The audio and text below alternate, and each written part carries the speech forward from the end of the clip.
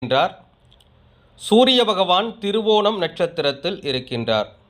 சூரிய பகவான் திருவோணம் நட்சத்திரத்தில் இருக்கின்ற பொழுது முடக்கு ராசியாக வரக்கூடிய ராசி நட்சத்திரம் என்னவென்றால் அனுச நட்சத்திரம். விருச்சிக ராசிதான் முடக்கு ராசியாக வரும்.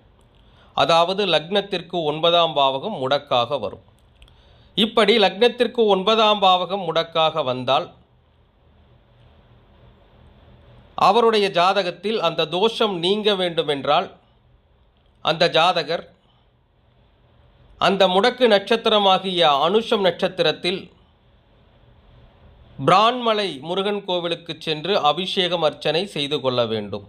அதேபோல் முடக்கு நட்சத்திரத்தில் கிரகம் இருந்தாலும் தோஷம். அதேபோல முடக்கு கிரகம் எந்த நட்சத்திரத்தில் இருக்கின்றதோ அதுவும் தோஷத்தை ஏற்படுத்தும். அந்த வகையிலே செவ்வாய் பகவான் என்ற நட்சத்திரம் உத்திரட்டாதி நட்சத்திரம். அப்பொழுது உத்திரட்டாதி